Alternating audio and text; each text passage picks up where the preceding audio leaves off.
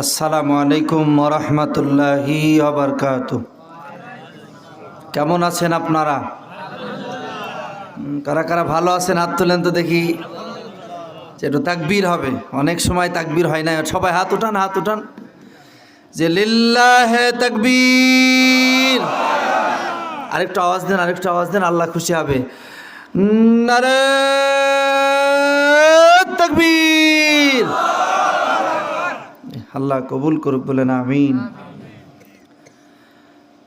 আলহামদুলিল্লাহ আলহামদুলিল্লাহি নাহমাদুহু ওয়া নাস্তাঈনুহু ওয়া নাস্তাগফিরুহু ওয়া নু'মিনু বিহি ওয়া নাতাওয়াক্কালু আলাইহি ওয়া নাউযু বিল্লাহি মিন শুরুরি আনফুসিনা ওয়া মিন সাইয়্যাতি আ'মালিনা।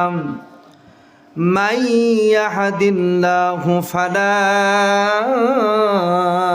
مضل له ومن يضلله فلا هادي له ونشهد أن لا إله إلا الله وحده لا شريك له ونشهد أن وسيدنا وحبيبنا ومولانا محمدا عبده ورسوله الذي أرسله بالحق بشيرا ونذيرا وداعيا إلى الله بإذنه وسراجا منيرا فقد قال الله تعالى في كلامه المجيد والفرقانه الحميد। সকলেই পড়ি। আউযু বিল্লাহি মিনাশ শাইতানির রাজিম।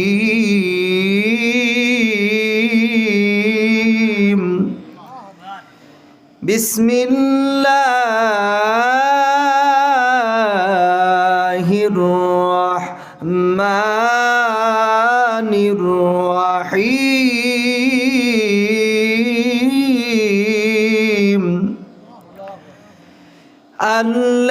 الذين يقولون ربنا إننا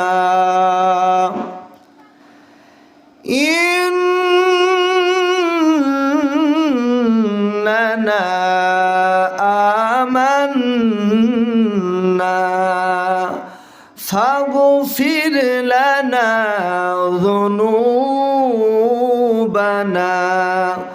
وقنا عذاب النار صدق الله العظيم وقال تعالى في شان حبيبه إن الله وملائكته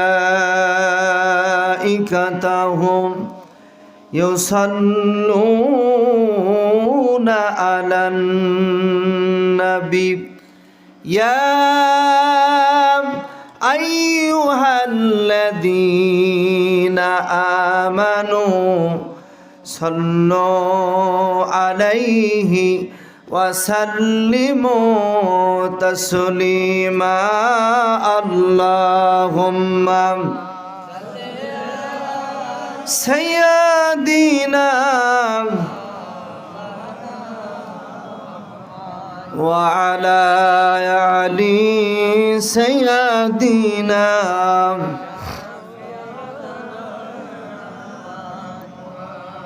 হাজারো ব্যথা বেদনার পরে ফিরে আসনি তুমি আপন ঘরে, দিনের আলো তুমি ছড়িয়ে দিতে চলে গেলে মদিনা মক্কা ছেড়ে। হে রাসূল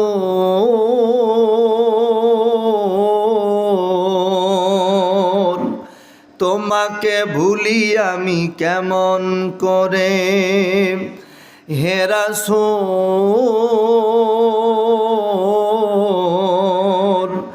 তোমাকে ভুলি আমি কেমন করে।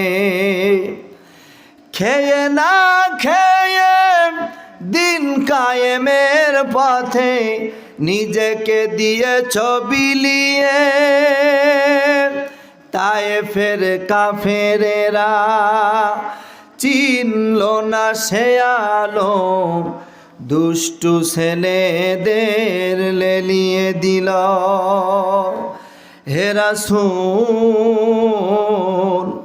তোমাকে ভুলি আমি কেমন করে, হে রাসূল তোমাকে ভুলি আমি কেমন করে। আলহামদুলিল্লাহ আলহামদুলিল্লাহ ওয়া কাফা ওয়া সালামু আলা ইবাদিল্লাহিল মুস্তাফা আম্মা বাদ।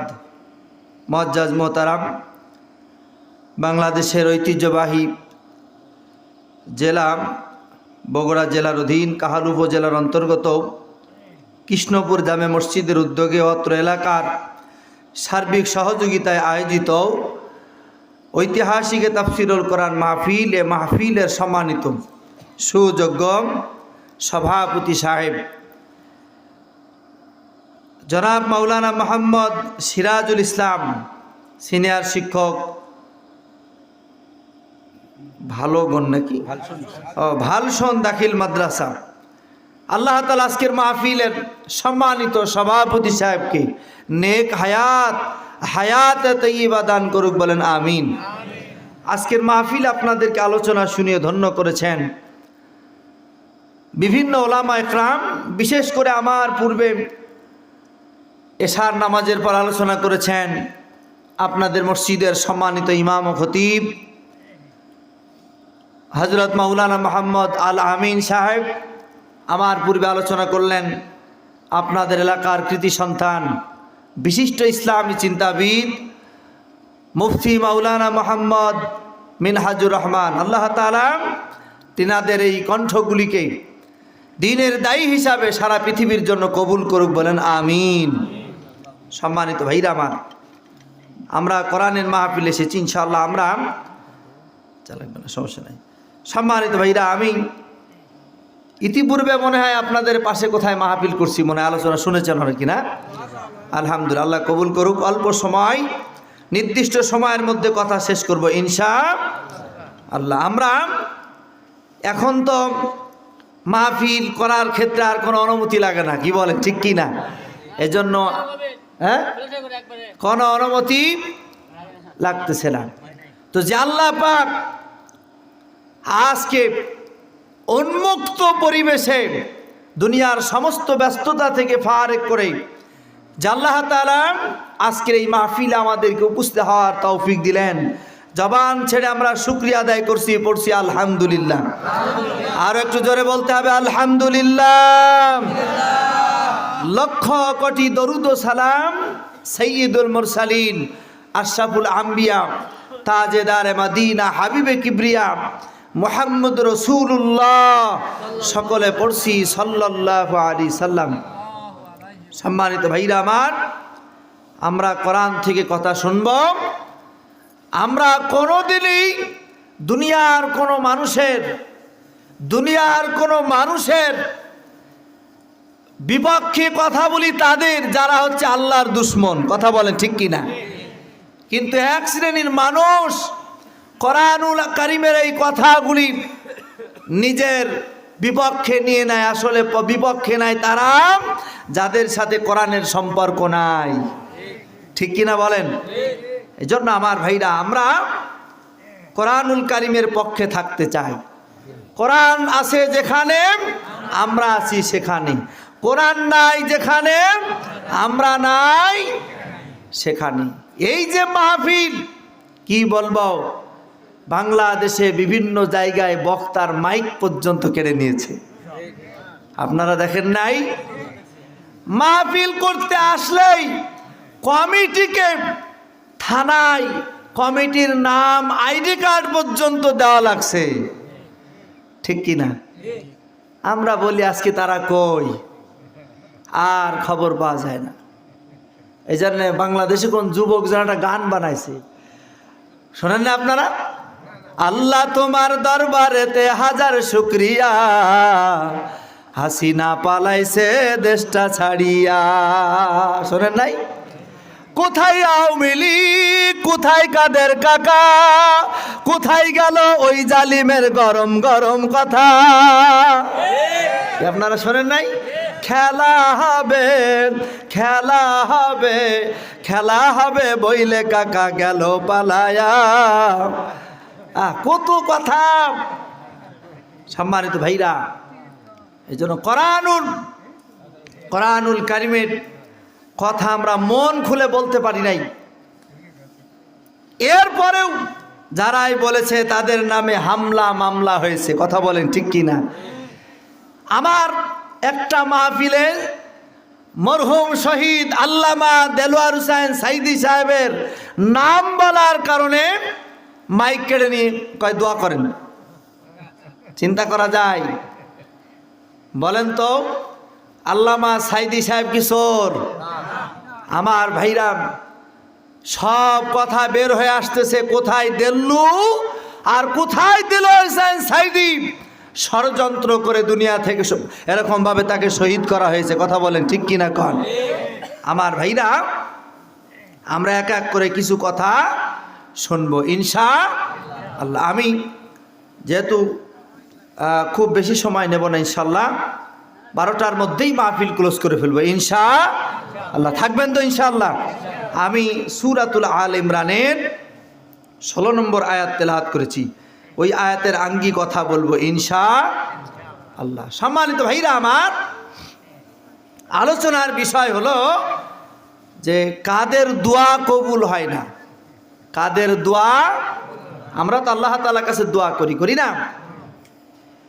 আল্লাহ রাব্বুল আলামিন কোরআনুল কারীমের ভিতরে বলছেন, আল্লাযীনা ইয়াকুলুনা রাব্বানা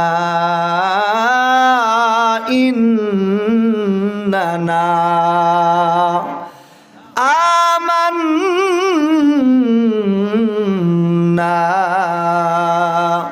ফাগফির লানা যুনুবানা ওয়া কিনা আযাবান নার। আল্লাহ রাব্বুল আলামিন আয়াতের ভিতরে বললেন, আল্লাযীনা মানে যারা, ইয়াকুলুনা রাব্বানা যারা বলে, রব্বানা হে আমাদের রব, আমরা ঈমান এনেছি, আমান্না আমরা ঈমান এনেছি, অতএব ফাগফির লানা আমাদেরকে মাফ করে দিন। কি করে দিন কন? আল্লাহ রাব্বুল আলামিন এই যে আয়াতটা দিলেন, আমরা তুই দোয়া করি আল্লাহ তাআলার কাছে, বলি ওয়াকিনা আযাবান নার, আর আমাদেরকে ওই জাহান্নামের আগুন থেকে আমাদেরকে রক্ষা করো, বলি কি বলি না? আমার ভাইরাম, এই দুনিয়ার ভিতরে আমরা আল্লাহ তাআলার কাছে যে দোয়া করি, আমাদের সব দোয়া আল্লাহর দরবারে মঞ্জুর হয় না। ঠিক কিনা বলেন? সব দোয়া আল্লাহর দরবারে মঞ্জুর হয় না আমাদের কারণে। আমার ভাইরাম, আপনারা ইতিপূর্বে শুনেছেন, এই বাংলার জমিনের বহু নেতা নেত্রী বক্তব্য দেওয়ার সময় বলতো যে আমার নেত্রী সকাল বেলায় কোরআন তেলাওয়াত করে নাকি তার দিনের কাজ শুরু করত। আর আমি বলি এটা ডাহা মিথ্যা কথা। কেউ যদি কোরআন দিয়া যদি দিনের কাজ শুরু করত, তাহলে কোরআন আলা মানুষগুলাকে ফাঁসির মঞ্চে নিত না। কথা বলেন ঠিক কিনা বলেন? কোরআন দিয়া যদি দিনের কাজ শুরু হতো, মতিউর রহমান নিজামী, শহীদ মতিউর রহমান নিজামী, তার নামে 1টি টাকার দুর্নীতি মামলা দেখাতে পারবে না। আমার ভাইরা, কাদের মোল্লা 1টি টাকার দুর্নীতির মামলা দেখাতে পারবে না। শহীদ আল্লামা দেলোয়ার হোসেন সাইদি, আমার ভাইরা, তার নামে নারী ধর্ষণের মামলা দিয়েছে। আমার ভাইরা, মিথ্যা মামলা। কারোর দিনের কাজ যদি কোরআন দেয়া শুরু হয়, মিথ্যা মামলা তারা দিতে পারে না। তার মানে তারা এই কোরআন নিয়ে ব্যবসা করেছে। কথা বলেন ঠিক কিনা? তারা বলে আমরা নাকি ধর্ম ব্যবসায়ী, আর আমি বলি এই বাংলার জমিনে সব থেকে এই লেডি ফেরাউন হাসিনা এ হলো বড় ধর্ম ব্যবসায়ী। এই হলো ধর্ম ব্যবসায়ী। ধর্ম নিয়ে ব্যবসা করেছে সেই। বেজার হচ্ছেন নাকি আপনারা? আমার ভাইরা, তাহলে দোয়া যাদের কবুল হয় না, 1 নম্বর হলো দোয়া কবুল হয় না তাদের যারা হলো মুশরিক। কি মুশরিক? যারা আল্লাহর একত্ববাদের সাথে এরকমভাবে অন্য কিছু সমকক্ষ মনে করে, এই মুশরিকদের দোয়া আল্লাহ পাক কবুল করে না। আল্লাহ রাব্বুল আলামিন কোরআনুল কারীমের ভিতরে বলেছেন, ইন্নাল্লাহা লা ইয়াগফিরু আন ইউশরাকা বিহি ওয়া ইয়াগফিরু মা দুনা যালিকা লিমান ইয়াশা।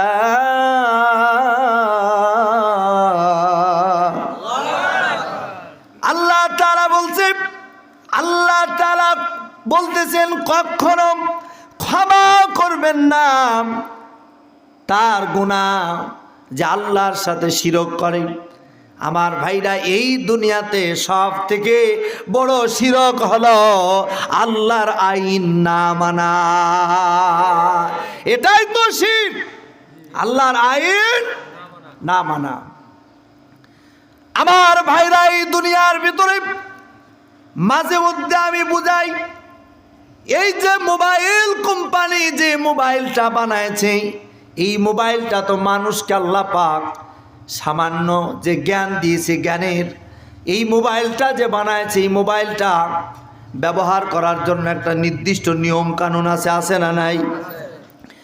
এই মোবাইলটা যিনি বানাইছেন, এইটা ব্যবহার করার নির্দিষ্ট যে নিয়ম কানুন আছে। আমার ভাইরা, যে আল্লাহ পাক আমাকে আপনাকে বানালেন, আমার আপনার সৃষ্টিকর্তা, আমার আপনার রিজিক দাতা, লালনকারী পালনকারী সব কে দেয় বলেন? সব কিছুর মালিককে। ইন্নাল্লাহা আলা কুল্লি শাইইন কাদির।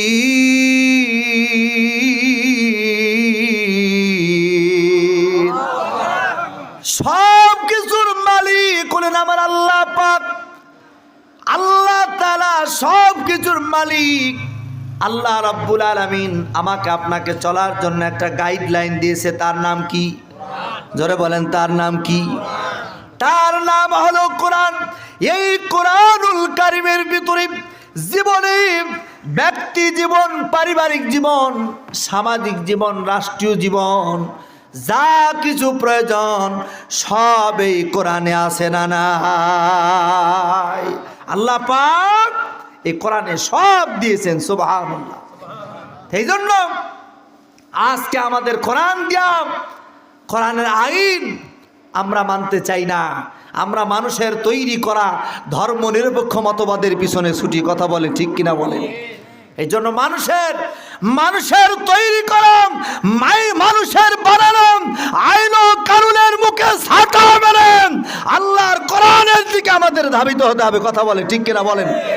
এজন্য আমার ভাইরা, এজন্য কোরআন যেখানে থাকবে ওই দিকে দৌড়াবেন।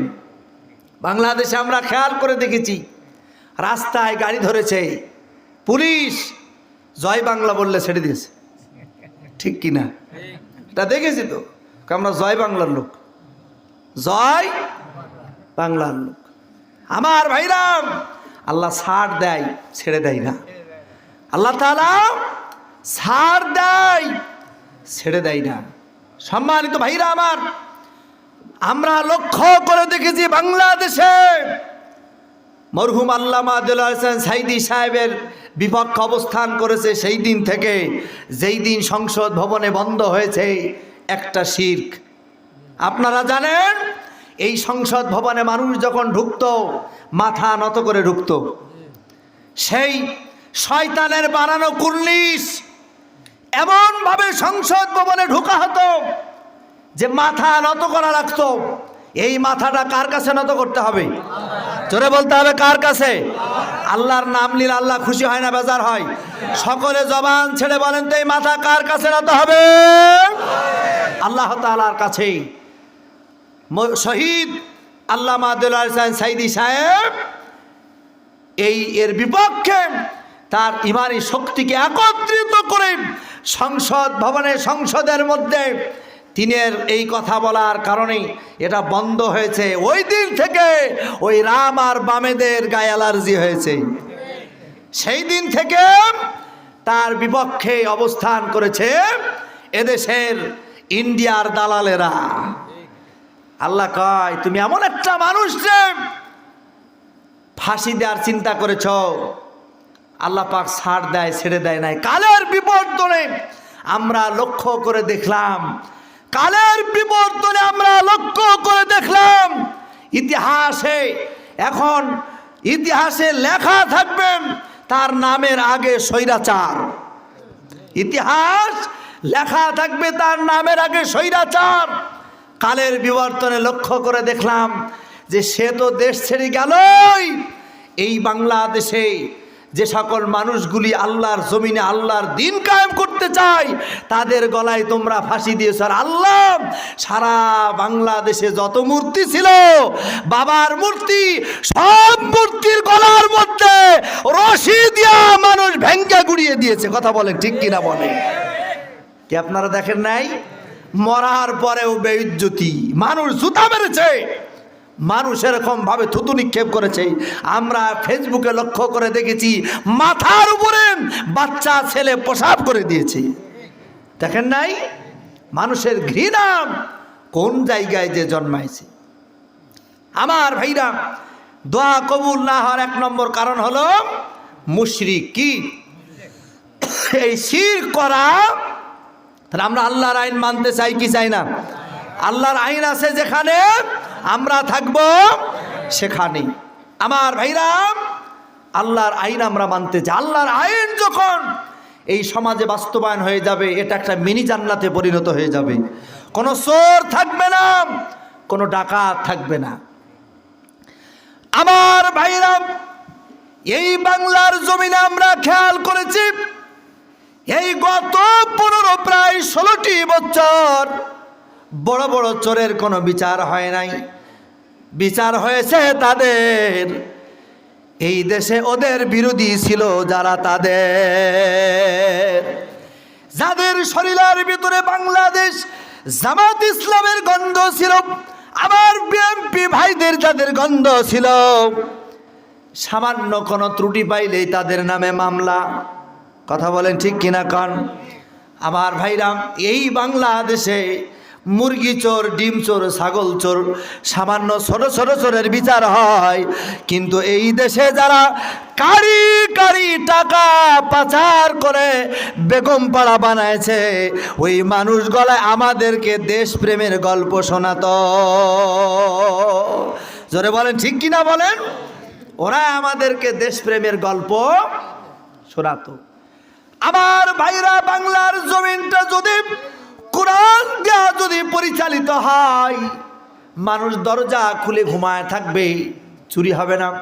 কারণ কোরআনের আইন হলো চোর যদি চুরি করে তার হাত কেটে দাও।